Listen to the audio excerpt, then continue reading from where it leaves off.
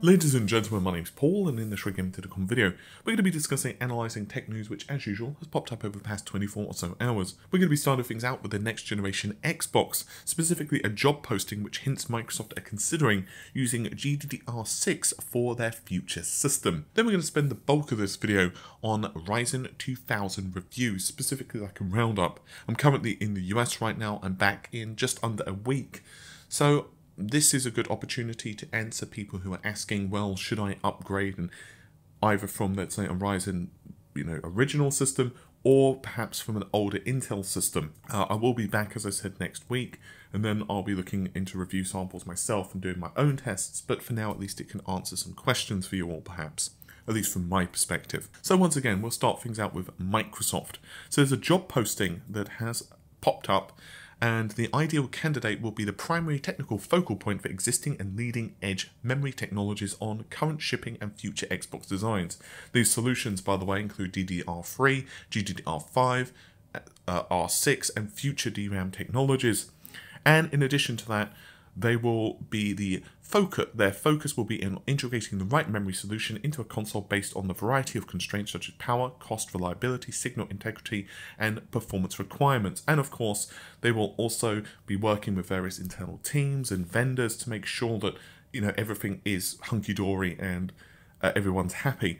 This is also joined with another job listing, which is for storage. So very much similar in vein. The only difference is they're looking for HDD, SSD, and finally flash-based storage technologies.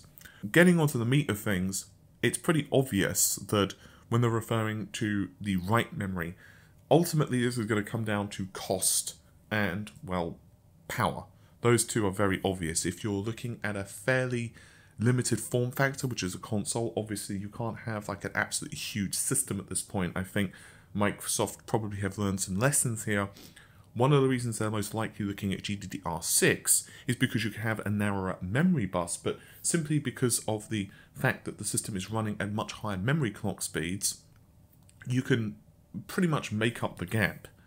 Now, of course, it's worth noting that it's possible GDDR6 could be too expensive or perhaps just not warranted. We obviously don't know the specifications of like the GPU and so on, but even being conservative, we can at least make the assumption that the GPU is going to be roughly twice as powerful as the Xbox One X. Let's just be totally honest here. If you were to buy the next generation Xbox, but it only turned into like 9 T-flops, so it turned out to be the 9 T-flops, a lot of folks are going to be disappointed. We're really expecting minimum of 10, and even that I think most folks would be kind of unhappy with. It's going to be like at least 10 T-flops with a much better CPU. Personally, I think they're probably going to stick with AMD, much like Sony are. I wouldn't be surprised if we saw very similar specifications to the PlayStation 5. Probably it's going to be Zen-based, being honest with you. Probably going to be Navi-ish, Navi-esque, if you will. And certainly, if it is using Navi, we do know that that, of course, is being designed around, once again, next generation memory, which ultimately means, of course, at this point, over HBM3, not very likely in a console, simply because of cost, it's just not worth it. And therefore, we're ultimately left with GDDR6. Next up, we're going to be discussing Pinnacle Ridge, which of course is the Zen Plus architecture found in the Ryzen 2000 series processors. We're going to be going over the results of several different processors, over several different reviews, and giving my overall opinion of whether this is perhaps something that you might want to upgrade to. Specifically, if you have an older generation Ryzen CPU, we're going to be going from that perspective, and also an older generation, let's say Intel processor, and you're considering between either the, let's say, 8700K and perhaps the 2700X. So going over the more broad overview of the system, 3% greater 1T IPC, this is the more performance slide, 16% better level 3 cache, 34% better level 2 cache, 13% level 1 cache latency, and finally 11% better memory latency. We've heard a lot about these, and they are going to be rather instrumental in some of the performance results, and certainly the original Ryzen architecture did suffer when it came to cache latency, particularly if, let's say, you had the 1700 processor and data was in CCX1, but CCX2 needed to access that data, and it could be just not as snappy as it needed to be, and that could certainly be a problem. First 12nm process and second generation Ryzen processors, improved transistor performance, top clock speed lifted by 250 MHz-ish up to 4.35 GHz, all core overclocks now to 4.2 GHz, and 50 MV V-core reduction at any clock, which is obviously pretty nice indeed. And they've also got some results as well. You can see that there is definitely lower power draw. They're saying that it's up to 11% lower power consumption compared to a 14nm processor for the previous generation, and 16% more performance at 14nm at the same power and TDP, which is pretty damn nice. Now, they also have a few slides detailing the clock speed bumps and maximizing performance. This of course is with the system's turboing and XFR and precision boost and all that stuff. 12nm enables higher frequencies at the same power consumption compared to first generation AMD Ryzen. 10 watt additional TDP capitalizes on AM4's current delivery for even more frequency. Precision boost 2 enables the frequency uplift to be exploited across more threads. And you can see that yes, without a question, when more CPU cores are being active, when more threads are being pushed, clock speeds are without a doubt much higher than the previous generation, and this is obviously going to certainly lend itself to better performance in highly multi-threaded systems. Okay, enough about the architecture changes. What about the actual performance? Is there a noticeable, tangible performance? Well, let's start out with a couple of results from Tech Power Up in media encoding. So this is the H264X264C RF20 presets slower. There are numerous results here, and you can see that in this case, the 2600X running at 3.6 GHz is a tiny bit slower than the 1700, but not terribly slower. When it's overclocked, it's essentially neck and neck with the 1700. The the 8700K, however, just is pretty much on par with the 1700X in this test, but the 2700 test absolutely stomps the 1800X. I mean, when you consider that, once again, it's just a plus, it's just a small tweak in architecture, there's without a doubt a major improvement there. Under file compression, 7-zip compress, things are a little different. The CPU, however, that's without a question leading the pack is still the 2700X. The 8700K, meanwhile, does beat the 1800X by quite a considerable margin. So you can see without a question that the 2700X in these specific tests anyway is a very impressive processor. But what about single and multi-thread performance, especially when it comes to Cinebench, which is without a question one of the most popular benchmarking applications out there? So, starting things out with the single thread performance, 8700K does indeed lead the pack. It's scoring 198, and this is compared to the 2700X, which scores just 178. So essentially single thread performance here is identical to the 6700K and slightly slower than the 7700K. But the big story for me is compare the, let's say, the 2700X or even the 2700 compared to the previous generation. So if we were to compare the 2700X versus the 1700X, the 1700X scores just 156. So that's quite a bump. You're looking at around 20 points there. Multi-threaded though, oh boy, it's a very different story indeed. The 2700X actually just completely flat out wins. It actually even beats the Skylake X i7 7820X. So essentially, if you were considering that type of system for these type of tasks, you might just want to buy the 2700X, especially if you're happy to overclock and run that risk. 1801 points. Compare that to the 8700K, which scores just slightly under 14,000. Well, sorry, 1400, not 14,000. The other very popular test, because it's incredibly easy to run, very quick, is CPU Z. So we have single-threaded and multi-threaded tests here. We'll start out with single thread. Once again, of course, the 8700K does win. 533 for the single thread. The 8600K scores 502. But look, the 2700X is not terribly slower. It's scoring 487 points. Now, if we were to compare this to even the 1800X, which they're testing, which scores 445, that is a tangible jump in performance, my friends, at least in my personal opinion. But once again, if multi-threading performance is your thing, then the 2700X absolutely is a monster. It scores almost 5,000 points if it's stock, and way over 5,000 points if it's overclocked. It's almost 5,300 points. Compare that to the 8700K, which scores almost 3,900 points when at stock, or the 8600K. Compare that to the 2600X. You're looking at 3,734 for the 2600X compared to the 8600K, which scores just 2,631. So yeah, without a question, we can definitely see that the tweaks that AMD have made when it comes to content creation are definitely impressive, at least in my opinion. So what about gaming results, which ultimately were the Achilles heel of the previous Ryzen processors? It's not that they were bad for gaming necessarily, but Intel would 9 out of 10 times have a clear lead in games. What about now? Well, the bad news is Intel still have the lead in a lot of titles, but the good news is it's neither that the gap is shrunk or AMD actually do win in a great number more titles than the previous generation. We'll start out with Tech Power Up. By the way, all of these results are going to be focused on a 1080p because otherwise the GPU becomes a limiting factor anyway, and it's kind of pointless to discuss. So, starting things out with Tech Power Up and Assassin's Creed Origins, once again 1080p. Talking about the 2600X for a second, it does actually slightly beat out the 1700 and sits between the 1700 and 1700X.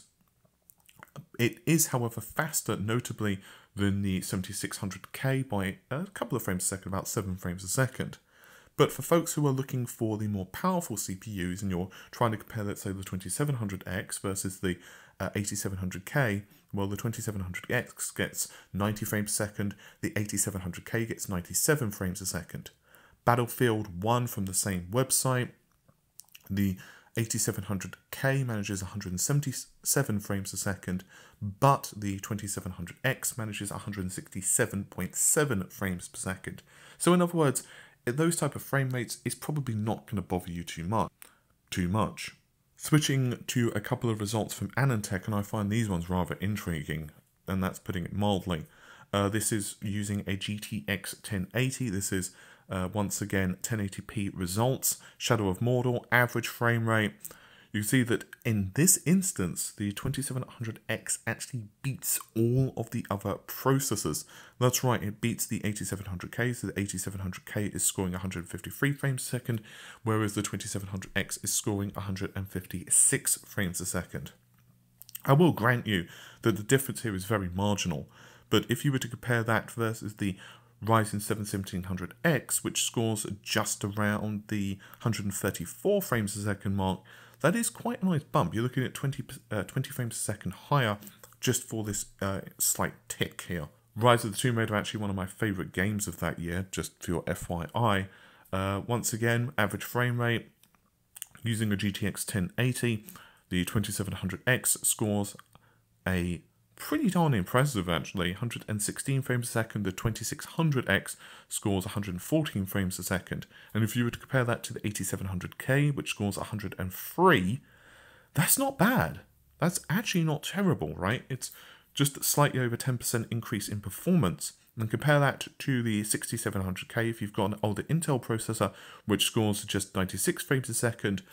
Not bad, about 20 frames per second higher just for switching to the next generation Ryzen. Things do get a little worse for AMD in the next test, which is Deus X, Mankind Divided from BitTech, 1080p, DX12. Once again, I'm going to be looking primarily at the minimum, but I will quickly mention the, at the average, but I will also quickly mention the minimum as well. So, the 8700K overclocked does indeed come out on top here. But the 8700K vanilla, if you will, is scoring 92 frames per second, on average, and that's compared to 89. But it is worth noting that the minimum here is definitely the story. I mean, you're looking at 75 frames a second for the minimum compared to 67 frames a second. So ultimately, yes, the 2700X, excuse me, in certain tests does fall behind Intel in minimum frames per second. And this can also be somewhat noticed in the Fallout 4 results as well. The 2700X, once again, looking at the vanilla results, the non-overclocked results, I'm going to be discussing the minimum just for a second, 93 frames a second, and that goes up to 94 frames a second, but the average here for the 2700X is 113 frames a second and 119 frames a second. So yes, Intel does have a slightly higher, more stable frame rate, but it's nowhere near the gulf that we had previously. Finally, the last gaming result I'm going to tell you is Ashes of the Singularity, escalation once again from BitTech 1080p, DirectX 12. This is CPU testing, that's pretty important, as that way all of the stress primarily falls on the CPU, as you would probably expect. But this to me is pretty impressive. The 2700X, I'm going to discuss the minimum and average, scores 41 and 46 frames a second respectively. And this is compared to the 8700K, which scores 46 and 49. So just scrolling down and looking at the results of, let's say, even the 1800X, which scores 36 and 41, you can definitely see a pretty big performance jump from the previous generation Ryzens to the next generation Ryzens. So I don't want to go through all the results because ultimately this is not my review, and when I do my review I'm going to be doing a lot more testing and I'll have more control over driver revisions and I can start doing a lot more overclocking testing and blah blah blah blah blah. Instead, my particular purpose of this video was to answer people who are messaging me already and asking should I upgrade from a 6700K or a 4790 or a 1600. Let's say you've got a Ryzen 5 1600 and you're considering getting the 2700X. Should you? Or should you go with Intel or stick with what you've got? Honestly, my whole thing is this: if you currently have an older GPU, for sake of argument, let's say you've got a GTX 970, I would probably not bother, because unless you've got a really old processor, you're not really going to be pushing that GPU to its limits. Also, if you've got a GTX 1080 even, and you have, let's for the sake of argument, just bought a new monitor and you're playing at 4K, if you've got a Ryzen 7 1700, ultimately switching to a 1700X, you're not really going to make the difference if gaming is your primary forte. But if that's not the case and you're buying an entire new system, or perhaps you're considering upgrading in a couple of months, presumably when the new Nvidia cards come out, and perhaps Intel haven't released the 8-core Coffee Lakes right then, AMD do have a very, very, very, very impressive price-performance ratio. Content creation-wise, it's incredibly hard for me to argue that Coffee Lake is the better processor. It certainly is in some tests. I'm not gonna blow smoke up your butt. However, in general, AMD have the price-performance advantage when it comes to content creation. When it comes to gaming, Intel are still faster, but it's no longer by a large margin. So I would no longer say that if gaming is a primary concern, you should definitely consider Intel. Instead, I would say, is gaming your primary concern, but do you do other stuff? Ultimately, the only reason I'm having any difficulty at all recommending the 2000 series right this second and telling you to buy it, one, and this is not AMD's fault, but it's only just come out. So what I mean by that is we don't have a large enough swathe of overclocking testing. The current results from reviewers is it doesn't overclock particularly well. However, once again, fairly small sample size, and BIOS revisions could change this, and people actually understanding how to overclock the system better, the nuances of the processors. You get where I'm going with this. So there is that.